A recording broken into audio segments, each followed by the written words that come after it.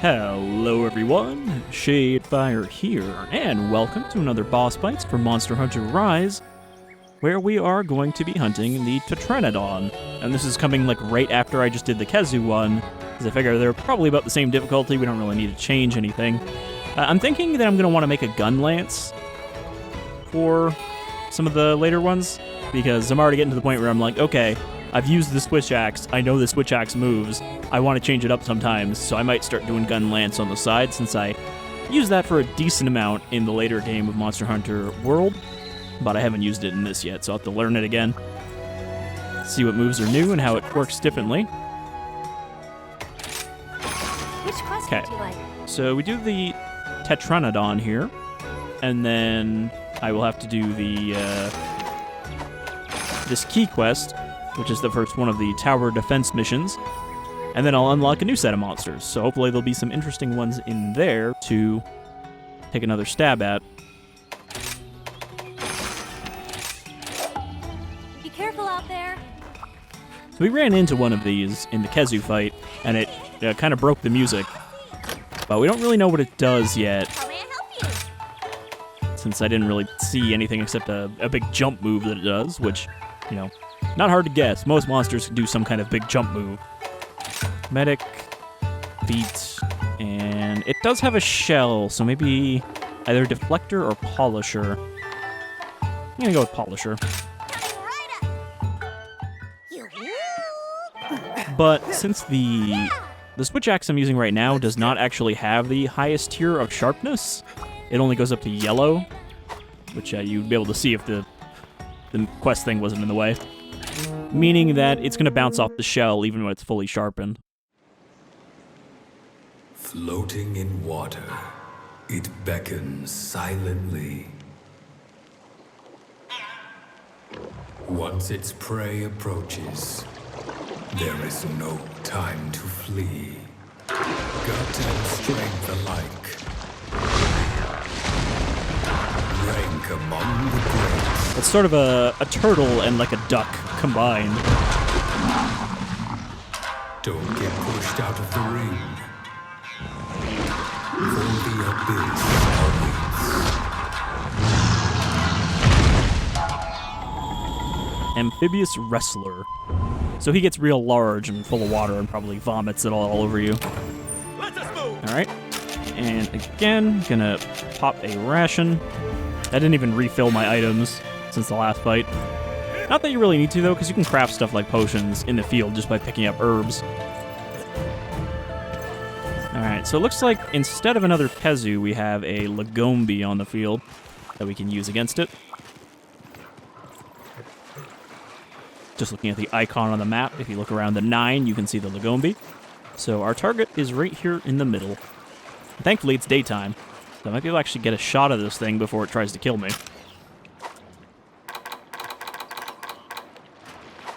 I find that monsters don't tend to aggro on you immediately. So you can usually get in, get a camera shot before it tries to bite you. Hey there, big fella. And I think, like most of the other monsters that are new to Rise, this one is based on a Japanese yokai. Couldn't tell you which one. I don't think it's a kappa.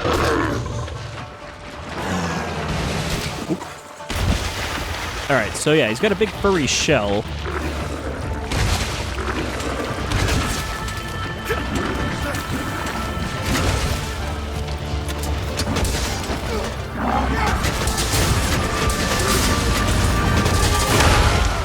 Kind of let that one go early because I knew he was going to hit me.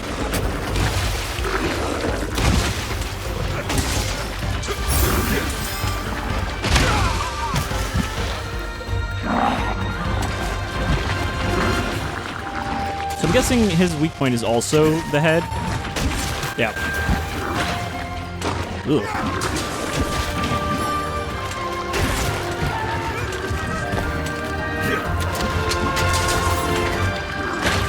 For the support. He just kind of spews water up in the air on your head.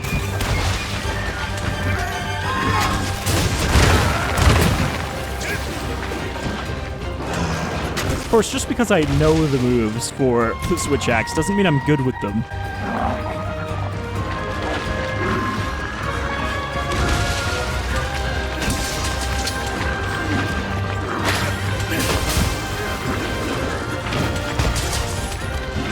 So that explosion there that did 84 damage, that was the hit from the dive. Alright, got to amped.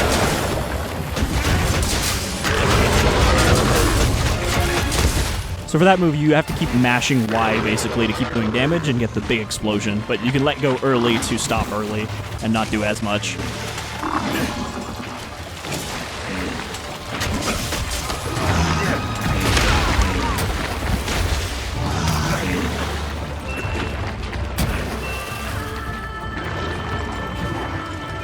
Today, I'm a gardener heal line. Okay, he dropped a heal plant for me. Just barely dodged that one. Grab this. Alright, there goes all of his gut water.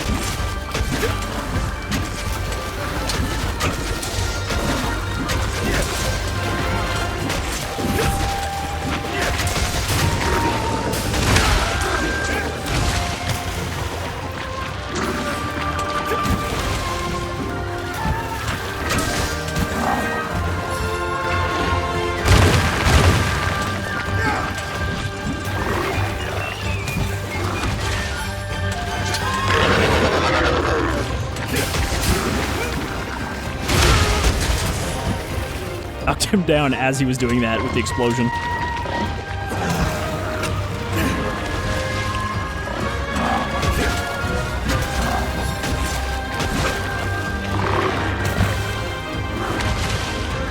See, like, the head might be his weak point, but it's also really hard to stay in front of it and not get hit.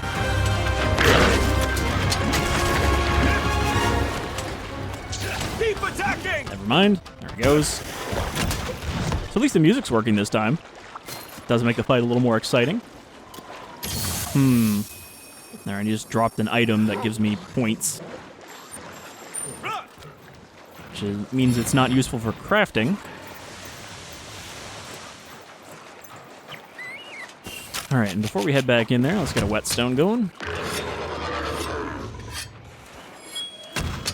Over there picking fights with bugs. What a fearsome monster indeed.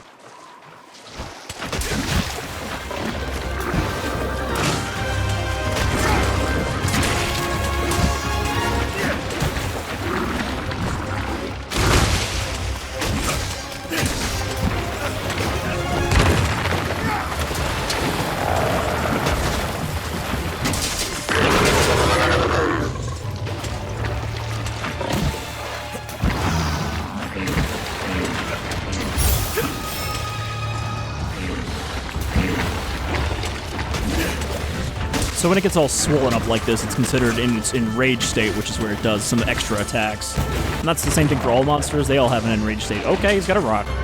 What's he gonna do with the rock, though? Is he gonna throw it at me? Like, skipped a stone at me. Oh, he hit the Lagombi. Alright, let's get the Lagombi in on this action.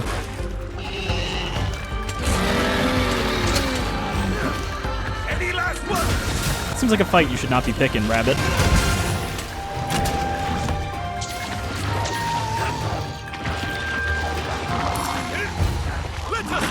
Alright, instead of going back and forth between them, we're just gonna try to get the finisher. I pressed X again. I don't know why I keep thinking that it's X to attack. It's Y and B.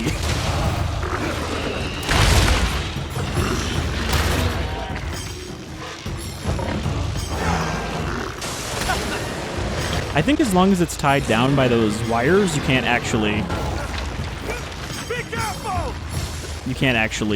knock it down again. So now that it's not tied,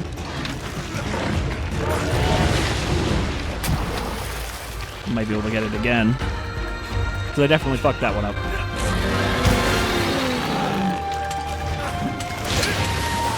Nope. Never mind. There he goes.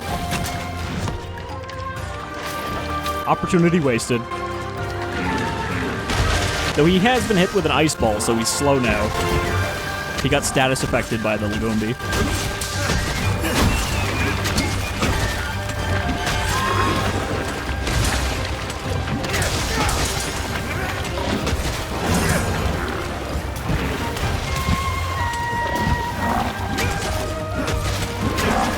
Almost in amped state again.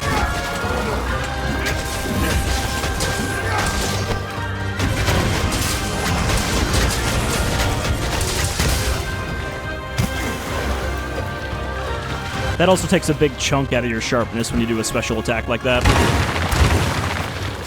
Oop. So that was the manual reload animation. Normally you combo when you switch weapons, but if you're completely stationary, you'll just, like, I don't know, he hits a switch on it somewhere and that reloads your meter instead. But generally you never want to do that, because it's a waste.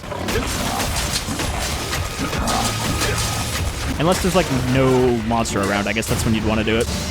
Okay, the explosion should still hit him. There we go.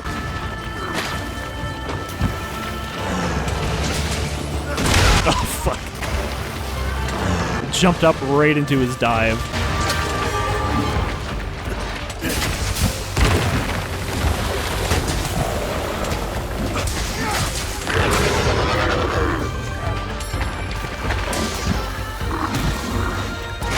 So he's not too tough. He's pretty easy to avoid. Doing a lot better against him than the Kezu. Well, there he goes again. Much longer now. But yeah, I expected to have more trouble with the shell. It doesn't actually seem the shell is that durable.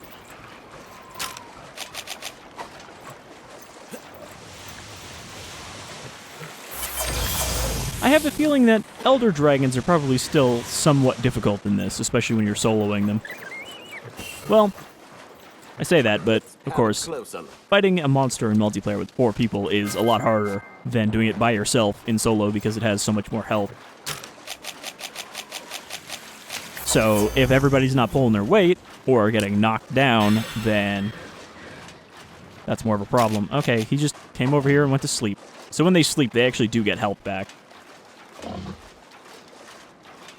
Can I really do anything to... You know, I don't really have anything big to set up. I thought I had a barrel bomb, but apparently I'm not carrying anymore.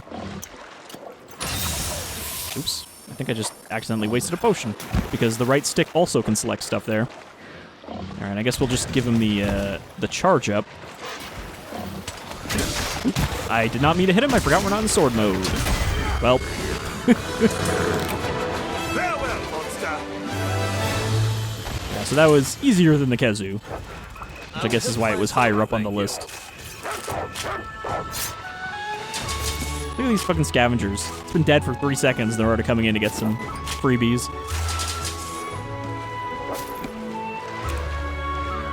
They're kind of cool looking, though.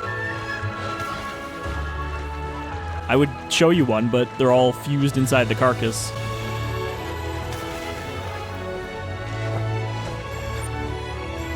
Let us move. So yeah, I'm hoping that some of the later fights will give us more trouble, make these videos a little longer. I mean, nothing wrong with them being short, it's just we didn't really struggle all that much with this one. But yeah, it might be worth doing some of them in multiplayer just so they have a bit more health, have more of a chance to show off their moves. But again, the earlier monsters also don't have a lot of tricks up their sleeve. It's like, here's the one big attack, which for him is filling up with water, though also the rock, that probably did a lot of damage if it hit me.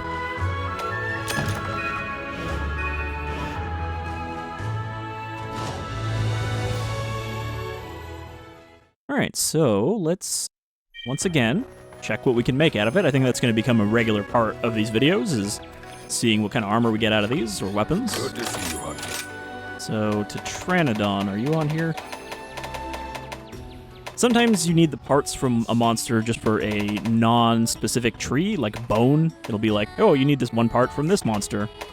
But I don't have any of those unlocked yet, it looks like. So, no new weapon. There is an armor set for every monster, though. I think there's actually 3, because once you get to high rank and you start refighting monsters, then you'll get the slightly different version of their armor. So, Tetranadon, yep. Looks like a turtle warrior. Very silly.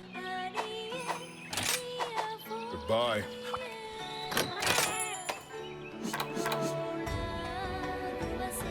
But he gets like a turtle cap? I don't know, it's a very different look.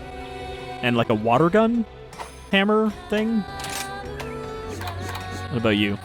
Turtle soldier? It's kind of funny. Alright, so yeah, I guess now, on my own, I'm going to do the first rampage. I don't think it's interesting enough to show. Maybe I'll show one of the later rampages, but this I've actually seen someone else do. I've watched a little bit of this game back when it first came out on the Switch. So I remember this. But that'll unlock a new set of quests and hopefully some new interesting monsters. But until then, thank you for joining me for this Boss Bytes for Monster Hunter World. Rise, not World. And hopefully, I'm looking forward to a few more. I don't know if people enjoy these or not yet. Probably it'll be a while before I start putting these out, but these are weird because nothing pauses when you're doing these. So you can just like stay frozen like this. But yeah, I'm having fun with these. And hopefully we'll get some tougher monsters to continue with. I just noticed that the canine is frozen as well. Strolling through town, carrying buckets of water, and then this weirdo hunter is just standing there posing with his pet friends who are somehow floating. Alright, see you folks around.